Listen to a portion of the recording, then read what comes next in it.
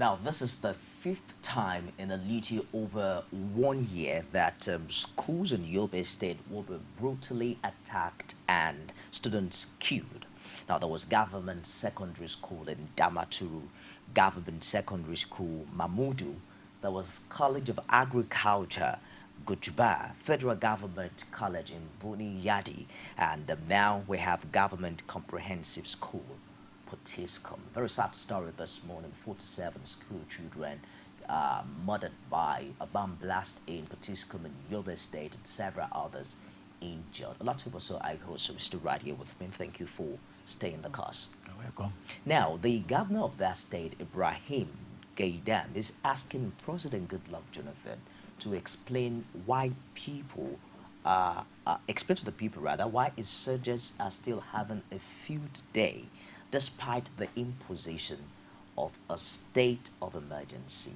How would you describe that statement? This is coming from the governor, who also supposed to be the chief security officer of that particular state. Does that tell you any thing about the relationship that exists between the governor and the presidency at this very critical time in Nigeria? Thank you. There is no mincing the word, or there is no mincing word if one actually says that. Let me first of all start by saying, as the Bible says, from the abundance of the heart, the mouth speaketh. What Governor of Yobe State has said, to me, represents the inner opinion, thoughts, and wishes of the leadership of the Core North. And when I mean the leadership of the Core North,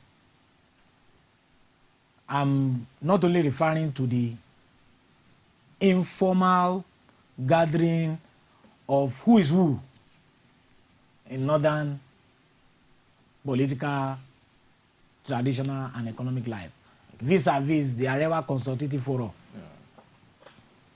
Going back to history, do you know recently, former Inspector General of Police, Ibrahim Kumasi, who is an heavyweight in the Arewa Consultative Forum, or the Northern Elders' opinion, the Northern Elders Forum, said something similar to this. Desecrating and denigrating the institution of the presidency. Former Inspector General of Police. And now a sitting governor is indirectly insulting the institution of the president of the Federal Republic. And he's saying this because what can anybody do to him? This is not the first time you recall the letter written by the governor of Borno State. The governor of Borno State did something similar to this some time ago, when something similar to what happened in Yobe State yesterday happened in his own state. What I'm saying in essence is that Mr. President and the presidency has allowed this problem to degenerate to this level where people that are supposed to be custodians of our integrity and corporate identity as a nation, as a people. Let us take this call. Good morning, Sambo. Are you there?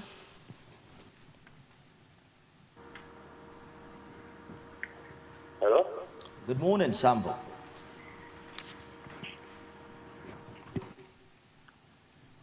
Sambo, go ahead with your contribution, please. What I want to just say, my contribution right now is this. The Nigerian government is not really ready to tackle the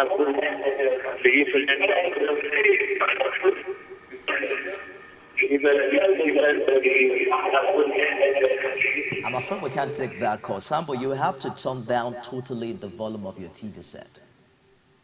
Please, when you're calling, endeavor to turn down the volume of your TV set, and let's keep this conversation live on telephone, but civil and objective as possible now that this is a national platform, and I'm afraid that if you say things that you can't prove, automatically the line will cut off from you. So thank you so very much for your cooperation. Well, you were trying to build up a case. Now, the Governor Shetima of Yobe State is asking the president to explain to Nigerians what has emergency rule achieved so far. To me, the president, based on the powers and authorities conferred on him by the Constitution of Nigeria, has done his best. Wouldn't you agree that this is... No, I'm coming. I'm coming. Okay. Why I said he has done his best is this. We are operating a democratic government where the powers and authorities of elected government functionaries and office holders are spelled out in the Constitution. And you must not do anything that is unconstitutional so that it doesn't begin to lead to what can lead to, for instance, impeachment. The Constitution empowers Mr. President to declare state of emergency. And he did that last year. Now, the Constitution also empowers the President to seek for extension where the state of emergency has not actually achieved the desired objective or result. And he has done that thrice now. The Senate that has approved this emergency rule, so I consider a lot of things before granting the emergency rule, granting the request for imposition of emergency rule in these three northeastern states. Let me just hold you for another moment. We have a caller online now. Good morning, Mashoud. Hello? Good morning. Go ahead, Mashoud. Hello? Go ahead with your contribution, please. Hello? Hello, this is Moshu from Mina. Hello? Go ahead, Mashoud. We're with you. Hello? I'm afraid we lost that. Please, but the moment you get on set with us, just go ahead. Insurgency that attacking in northern Nigeria. All right. What is really happening that really concerns me is the rate at which things are going in northern Nigeria. When I see people talking about our northern leaders having the problem of really confronting this problem, it's really pains me because we have a leadership on ground in the person of President Goodluck Jonathan, which I believe the sole responsibility of any government is to secure the lives and properties of its citizens. If it fails in that area, blame has to go to that government because that is the main leadership of that particular system. So my problem is those people that really criticize our northern leaders telling us that they are the problem of what is happening in northeastern Nigeria. I disagree with that seriously because I believe when the leadership is lacking, definitely there will be a problem, and the problem, the fault must go directly to the federal government, and they must do something about it. I raise my case. Thank you very much for your contribution, calling from me now. Wouldn't you agree that this indeed are hard times for the presidency of this country? And why is it that we tend to push all the responsibility to the number one citizen? We've had a case where this time around, it's the governor of Yobe State. We've had the former governor of Adamawa State, who wrote a quote-unquote terrible letter to the presidency. Why is it that it is impossible to have those blames shared equally on all those levels of leadership at this time? Well, to start from where you stopped, part of the blame is on the presidency itself because we are running a democratic system, a presidential system of government that we largely inherited from several years of autocratic military rule, where most of the powers of government have been concentrated, over-concentrated in the center. And now that we have a civilian government, elected civilian government, those powers are still there. Now, when we had military rule by tradition is an autocratic, system where powers and authorities flow from up down, and the culture of the institution is obedience at all times. You obey your superior. Subordinate must obey their superior at all times. In fact, they say obey before complain. Now that we have a civilian government in place now, and most of those powers are still in the federal or in the center. So those that are not government functionaries, elected government office holders at the center, now in other words, those that are at the sub-national levels, like the state and local government, they know that they have powers and authority not derived from the presidency, but from the constitution. Just a minute. I might have to hold you again. We have a caller. Good morning, Sylvester. Hello. Yeah, go ahead with the contribution. Morning. Good morning. Morning, sir. My name is Sylvester. I'm calling from Jos. Please, concerning the issue you were talking about on the state of emergency rule, I think what President Jonathan should do is to remove those governors as he did in Jos. Because when he did that in Jos, there was peace. Within 6 months, when Daria left, it wasn't as if Daria wasn't doing anything. Yeah, he did something actually. But leaving those governors there, and they will be there saying their so-called nonsense, speaking nonsense. I didn't think those military men have been there right from time. I think something should have been done right from time. I don't see any reason why a sitting governor should be there and saying something that he's not supposed to say. So it doesn't make sense. Then the man there on screen, I like what you're saying, because you are not biased, you are not for PDP, you are not for APC, but just I like Nigerians that are just straight and just go straight to the point, because the next 4 years that we are about to go through now, I don't see any reason why Nigerians should be dying for nothing. That's all right. Nigerians shouldn't die. There's no need for us dying. If Jonathan should be fair, the truth is, if I like him, I want him to come back. I want Jonathan to come back, but if Thank for you very the much sake for of peace your and you feel contribution. that I believe Nigeria that you made your is going point to, there. more Thank people you are going to die. Can you Please, work with just me, step down. MCR, on this?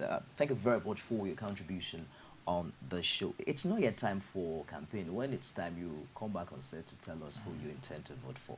But would you agree with him on a complete state of emergency? In the case where the democratic structures will be totally taken away. I think the same scenario played itself out in Ekiti State and Plateau State, you know, during the regime of former President Olusegun Obasanjo. And we know what happened in the court. Because he made reference to what no, happened it's in not. Jos. It's not constitutional. The president cannot remove a governor of a state. It is not within his power. Well, Ella, you talked about the role of the National Assembly in all Yes, this. yes. I was talking about the National Assembly vis-a-vis. I'm talking specifically the Senate vis-a-vis the last extension of emergency rule. Why has the Senate not called the attention of the military high command to one of the conditions that was attached to the granting of the request for extension of emergency rule? And what is that condition? That the leadership of the military high command should be giving the Senate monthly report of progress that it is making in prosecuting this war. And you think that has not been That done? has not been done. I have not heard about it. I have not seen it. I have not read about it since June or thereabout that the last extension was granted. Let's just quickly take this call from Mohammed. What progress has they made? Good morning, Mohammed.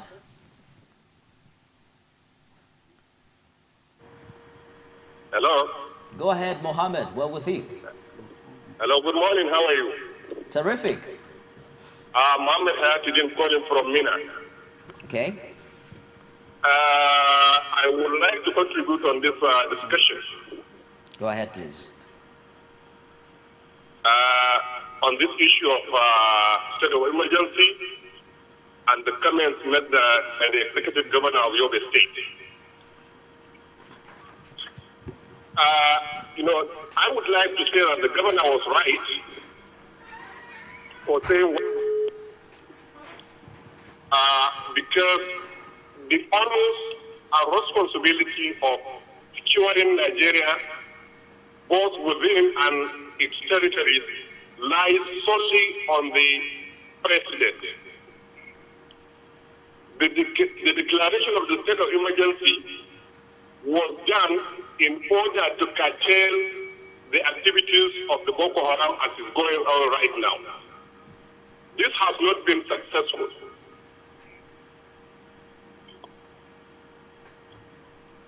And the president has not shown sufficient concern. Right now, he is insisting to declare his presidential ambition today, despite the fact that 49 children and 57 were wounded yesterday in Fortuscum town. But the president is insisting his presidential ambition. All he wants is to become and maintain his presidency, and he's not concerned with what happened to Nigeria. It's all right, Mohammed. I believe you made your point there. Thank you for your contribution. Do you think it will be right at this point to say that Mr. President is not sufficiently concerned? I don't think it is fair on him. Plans to declare his intention. Now, when we say when we say the president is the chief, of course, the president as the commander-in-chief of the armed forces, while taking his oath of office, he swore to defend Nigeria, to defend Nigerians, and do all that he should do constitutionally. Okay. To serve as the president of the country, having been given mandate by the people of Nigeria. But I think when we say the president has not demonstrated sufficient will, what exactly do we expect the president to do? Now, the Constitution empowers him to declare state of emergency where it should be, declared. It did so last year. In these three northeastern states, when there was the need to extend it, it sought for extension, and it got it twice. It got it the second time. It got it the third time. Now, when we have emergency rule, troops are moved, soldiers are moved in, and they take over the security of the state from the regular. Because soldiers are not supposed to be seen on the street. But unfortunately, this time around, we're going to have two commander-in-chiefs because the state governor is also supposed to be the chief security of the state. And then you have another commanding officer in the rank and file of the army. Don't you think that in and of itself is one major challenge that has to be resolved? No. I'm talking about the presidency now. I'm talking about what. Well, okay, let me come back to what you have just said. The governor of the state, being the chief security officer, does not really have power over anything. Because he doesn't have power over the police. The police is a federal security agency under the direct supervision of the IGP, and the IGPs are appointed by the president. The same thing with the military, the regular military, the army, the navy, the air force. They are federal. They belong to federal, defense. They are federal defense agencies, and they are under direct supervision of the service chiefs, and the service chiefs are responsible to the president. But do you think that if, for instance, we have a complete state of emergency, do you think this issue will be better managed than it is now? Well, the problem with this particular insurgency is that there is politics. Do you know that yesterday, northern governors met, and they said that they should support the president? And one of the northern governors is Chetima. Okay. Was he not at the meeting? Did he voice out his opinion? The consensus at that meeting is that northern governors should rally around the president in prosecuting this war against the insurgents. Governor Aliu Babangida of Niger State spoke in support. The host, governor of Kaduna State, also spoke in support. Where was Shetima, Governor Shetima? No, were you referring to Governor Ibrahim Gaidam now, who... Sorry. No, Gaidam of Yobe State. Sorry, I wanted to refer to Gaidam of Yobe State. Where was he? Was he not at the meeting?